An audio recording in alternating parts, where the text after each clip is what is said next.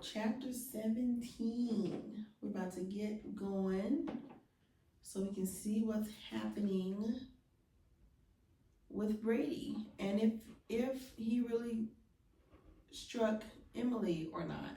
So we can see what's going on there. Okay, here we go. Whew. Let's see. Okay. Chapter 17. Approaching midday or around mid-August, Stan was out back chopping wood with an axe, preparing the wood to burn later that night for a campfire in the yard near the lake. Cheryl, book two. All right, so we talked about Tanya.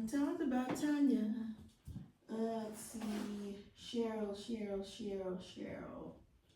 Who's going to be Cheryl? I really don't remember what Cheryl looked like. So let's read some more to remind ourselves what she looked like. Cheryl is expecting two friends to arrive. So he's letting other people come there. Okay. A married couple who had been married for 2 years and are visiting for the week. They decided to have a campfire, drink beer, and catch up on old times. While chopping what he felt was enough wood and bringing it over to where they were planning on having the fire, he saw the vehicle pulling into the driveway where he was now placing the wood on the ground. He watches this young couple step out of the car, laughing and full of smiles. Neither of the two could have been older than 30. Stan had met the two before during his early days of dating Cheryl. The four of them in the city used to go out drinking and out to eat together. It never struck Stan until this very moment, and he was uncertain why, but he was starting to wonder how Cheryl met him. She told him in the past that the guy was her friend first before she helped him meet his wife. He never thought to learn more about them, and now he is questioning things about those two. The man she had been friends with for so long, the man she has been friends with for however long hasn't been. He's a bit somewhat tall, 6 foot 1 inch, with short brown hair and hazel colored eyes. His build is average for his size, and he's in good shape. Slightly ripped, but nothing like Stan with the ripped body he has. His name is Tony, and he is an accountant. His wife Janet stands about. All right, so they haven't. So I'm just going to fill in the blanks as much as I can. All right, so let's see. So there's Cheryl, the guy, and his wife. So he has, he's the guy and his, so we need, let's see, I feel like, because Tanya's blonde, Emily has red hair, I feel like Cheryl may have let's see, how do we want to do this?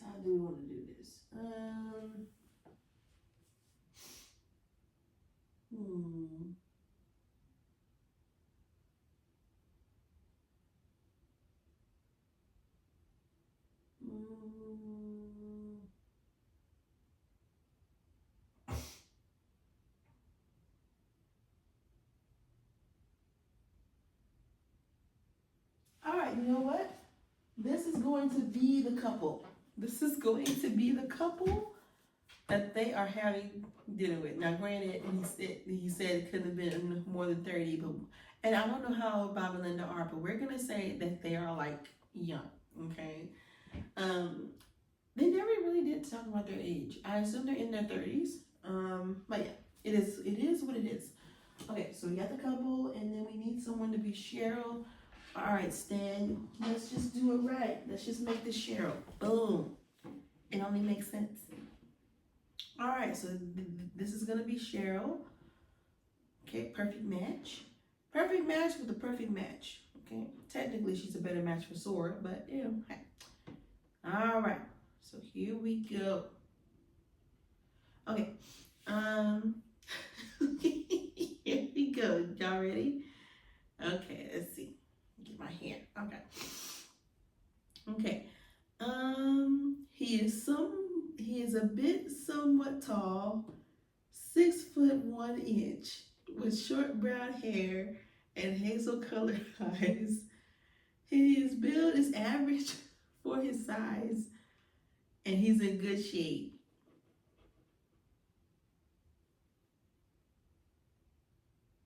He's in good shape, guys. He's in good shape, okay? Slightly ripped. Slightly ripped, okay? But nothing like Stan with the ripped body he has. So we are truly using our imaginations here. As far as we know, he is truly ripped, okay? Or not as ripped as Stan. Okay. His name is Tony. Okay. Hey, Tony. And he is an accountant. His wife, Janet. Come on, Janet. Stands at 5 feet 5 inches with long black hair and streaks of brown in her hair. Her eyes. Brown eyes. She has a bit of an athletic body. Let's see. With nice curves to her hips and long, gorgeous legs. Come on, bruh. She is a receptionist from a doctor's office. They wore summer-style clothing and were eager to spend the week at the lake house with their friends. The eagerness was not hard to miss because of how they grabbed their luggage and the smiles and excitement plastered all over their faces. Stan heads over and greets them while helping them with their luggage inside the house. He shows them upstairs to the room they will be using so they can drop off their luggage before giving them the tour of the lake house, which they were both so eager and excited to check out. Night had fallen and a nice-shaped campfire was made. Tony, his wife Janet, Cheryl, and Stan sat around the fire 10 feet away from the lake. They sat around talking after having dinner inside. Now they sat outside around the fire, roasting marshmallows and drinking beer from the cooler. The stars shone intensely throughout the darkened sky above. No clouds were in sight, and the moon was reddish-orange coming into view. It started out looking like a fireball, and by now it came into view, and by how it came into view, the four of them watched it as it got higher and brighter into a standard color throughout the night. The temperature was a bit warm that night. It was a muggy feeling, yet it did not stop them from enjoying the night together and catching up on lost times, especially for Cheryl and Tony. So in that case, we're going to have Tony sit a little bit closer to Cheryl here, and the wife right there. Okay, let's see.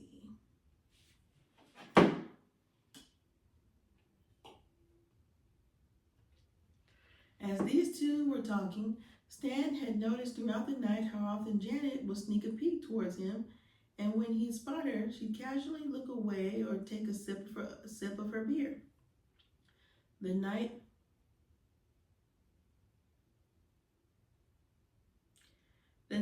went on, and the four of them continued to drink until the alcohol had them all talking differently.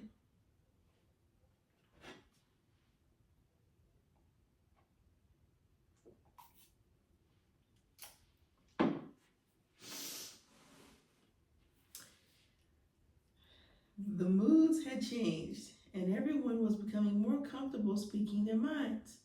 It wasn't long before Tony came out with it and mentioned how he and Janet occasionally played around with other couples they knew and could trust. Stan sat there near the fire, sipping down his beer. Seeing the look on Cheryl's face, oh no, Cheryl has been ready. I feel like they had something going on prior because she's been ready. Okay, seeing the look on Cheryl's face, he could see that she wanted in all this. Of course, I told you. Her sexual appetite was beyond others he had known. Stan, wearing a dark colored robe, walks down the hallway upstairs towards his and Cheryl's bedroom. He can hear slight sounds of pleasure coming from inside his room. He stood in the doorway to the bedroom, watching for but a moment. His girlfriend and Tony's wife. Wait. His girlfriend and Tony's wife. Okay. So let me make sure I'm reading this. Okay, so his girlfriend and Tony's wife. Okay. Well, that explains why they were so excited to get out the car with their luggage for the weekend. Okay, here we go. His girlfriend and Tony's wife both before Tony on the bed. Wait, why is everybody involved in this but Stan? What's going on? Wait, his girlfriend, Tony's wife, before Tony. Okay, he too was completely. Cheryl was, while his wife was giving. Seeing this, Stan knew that his girlfriend and Tony had fooled around in the past, for sure. Still, it was the past. He is really understanding. And what he had agreed to do would only make him a hypocrite if he were to push jealousy or blame Cheryl. Okay, so what he agreed to do. Okay, so he did agree to it. Okay. All right, Stan, come on. Come join the party. All right. If you're a Bob's Burgers fan, then you know. Let's see. It's a party. All right. Okay. That still has feelings for him because what they were about to do is something they all agreed on. Perhaps it could have been a push from the alcohol, getting them all worked up. Either way, it has been agreed upon, and there cannot be a place for jealousy or anything like that, and Stan knew this. He enters the room wearing his robe. Both Cheryl and Janet move aside and peer across the room at Stan. He stands there a bit nervous, especially after he sees the size that Tony has. And now he is beginning to regret agreeing to what he came in there to do. But he knew Janet and Cheryl wanted to see this before he and Tony were. He knew Janet and Cheryl wanted to see this before he and Tony were to tag in on them. Stan drops his robe from his ripped, tan body. His not fully due to his mind racing with the fact he was going to do something he had never done. His, much like Tony, was bare, hardly any hair to be seen, even around there. He walks over and crawls across the bed towards Tony, whose remains and is very well from where she. Okay. All right, come on, Stan.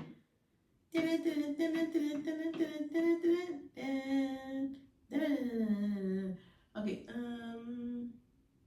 Okay. Tan spat. Oh,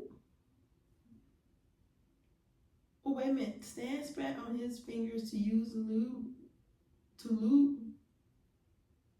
Whoa.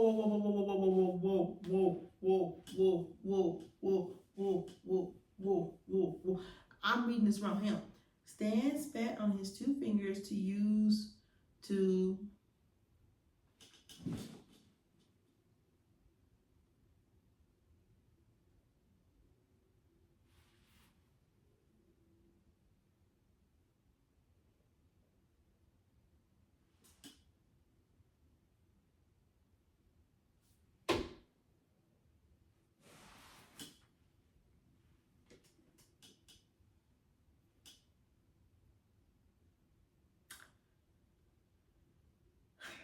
So that explains why he's so nervous. I'm thinking that Stan is nervous because, his girlfriend is doing stuff with someone who may be her ex. Which I don't see if that's the case. She should have told him a long time ago. I'm thinking he's nervous because he's comparing himself to Tony. He's nervous for a whole different reason. But so Stan likes steak and fish. It seems like. I don't think this is Stan's first time eating steak. Well, you know what? If Stan likes steak and fish, then he likes steak and fish. Be great. Be great. That just caught me off guard because, they hadn't really talked about Stan liking steak and fish, but okay, so let's okay. Jeffrey, you can't just throw us these curveballs. Like you caught me off guard. Wait a minute. Okay. Because first I was like, okay, it's just gonna be them, and then I'm like, oh, okay, it's gonna be everybody, but it's gonna be everybody. Okay. Okay, he walks over and crawls across the bed towards Tony, who's and is well salivated. Stan spat on his fingers to his before slowly sitting down on his back facing Tony so he would not see his face. At least not at that moment. I mean, you've already gone this far. You might as well look him in the face. He's had enough alcohol in him to push him to do this, but not quite enough to make him a slut for it. After getting through the initial opening pain of having for the first time, I would have wanted your first time to be a little bit more special than this, but okay. Tony, for he knew what it was like. He had spoken about it at the fire that he had, and was not ashamed of it, which is what helped Stan to try for himself, knowing it was always there, but he was never brave enough to ever go through with it. Minutes went by and Stan was starting to get a feel for it. Okay, well, let's rearrange because also about Burger's reference, because obviously I don't know what they got going on, but obviously things are going on here. Okay. Let's see, we're just gonna technically it should be like that, but we're not gonna do that, right? We're not gonna do that. We're not gonna do that. We're not gonna do that. We're not gonna do that. Matter of fact, we're gonna have everybody on their best behavior.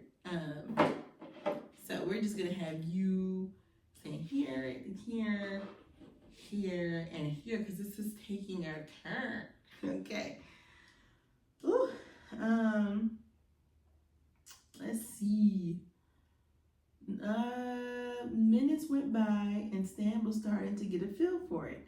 It was beginning to pleasure him much better because causing him to than he had moments ago. The feeling it was starting to give him was driving him crazy. He bounced up and he could feel his every time. Before he knew it, he could feel, and he wasn't even, the fact that Tony was driving his,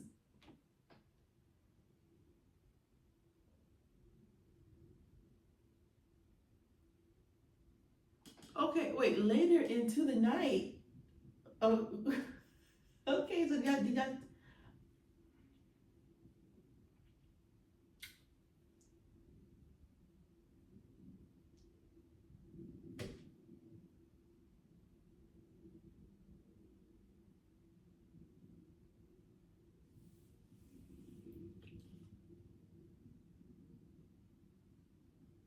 well, I mean, it shouldn't be any more shame. I mean, it shouldn't be any shame at this point, Stan, because you've already done everything at this point. So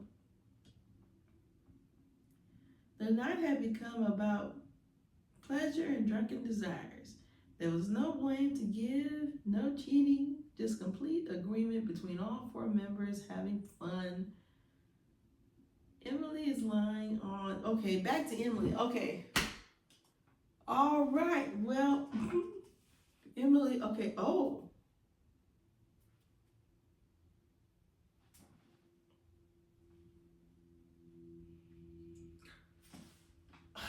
Emily, girl. Girl. This is a really private lake house. Like, you don't have to worry about neighbors or anything. Okay. Emily is lying on the ground near the lake.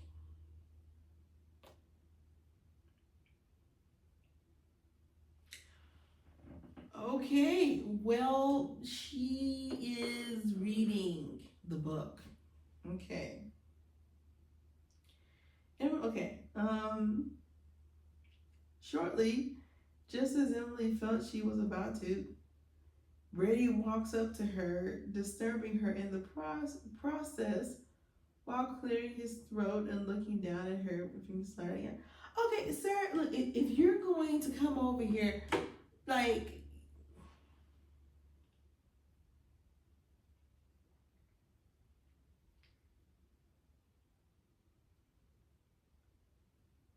she was slightly startled at first while glancing up at him, shielding her eyes from the sunlight shining from the angle he was standing at while looking down at her. Okay, so he didn't really see the other guy, and he didn't hit her, and she didn't hit him. That never happened. Okay. Let's see. He noticed the book she was reading. Let's see. He noticed the book she was reading. He knew exactly what scene she was reading. Let me guess. The four-way where Stan gets and the other lady, right? Yes, almost with a smirk on his face. It is hot, Emily responded, smiling and looking at Brady from the ground. Go ahead and finish it. Stan.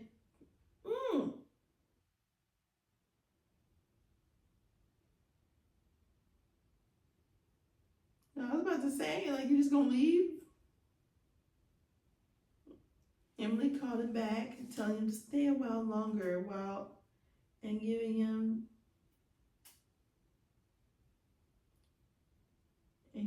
please. Huh. A bit later, covered in sweat and breathless, Brady sits in his chair and checks out his computer to see what he had written last. With a shocking surprise, it mentions how he disturbed Emily from getting her. Well, okay, and it goes on to explain in detail how he stuck around too, and yet Emily loved it and went wild over it. How could I have written something that had just happened? Sir, you've asked yourself this 100 times. The house is haunted. They are possessing you, and you're writing the story. Okay. Let's see. What if Emily died a long time ago, and he's just kind of going through the motions of remembering as he's writing? What if she died a long time ago, and all he's doing now is literally just typing out everything that happened detail by detail? Let's see. How could I have written something that had just happened? He has murmuring to himself, his mind full of thoughts and riddles about what was happening around him. Suddenly, every day, he was reading what he was living.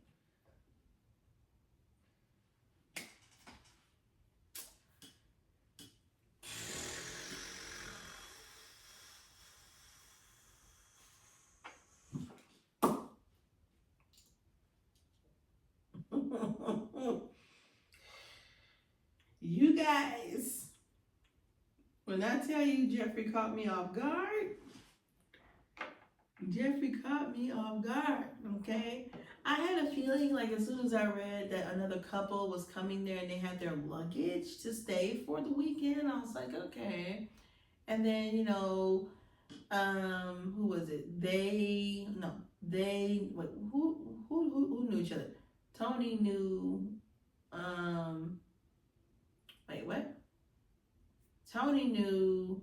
Okay, let me rearrange because I forgot. Okay, so this is Cheryl. This is Tony. So Cheryl and Stan, excuse me. This is Tony, and this is Tony's wife, which I don't think that they've said the name yet. Did they ever say the wife's name?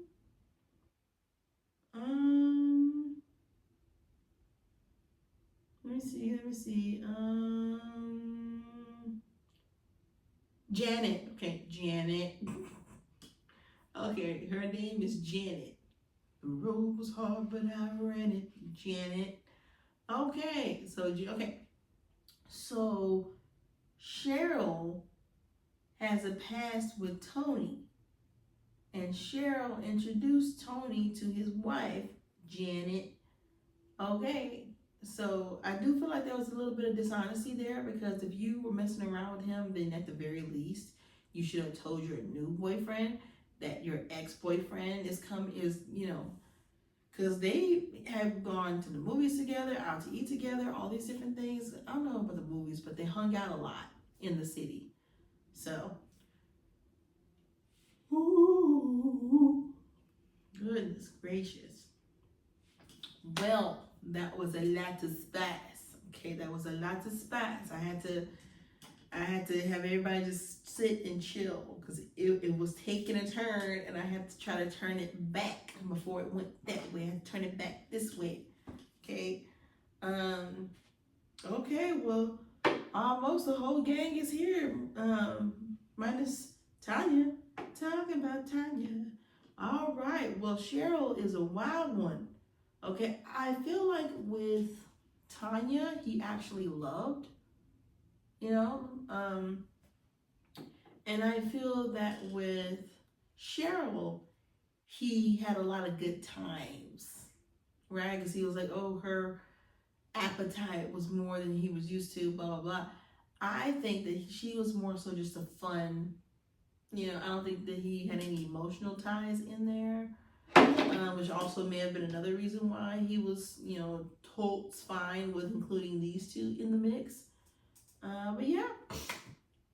So tell me what y'all think in these good old comments, guys. Okay. And we're gonna go ahead and hop into chapter 18. So let's take a deep breath, a collective deep breath. Okay. See y'all next time.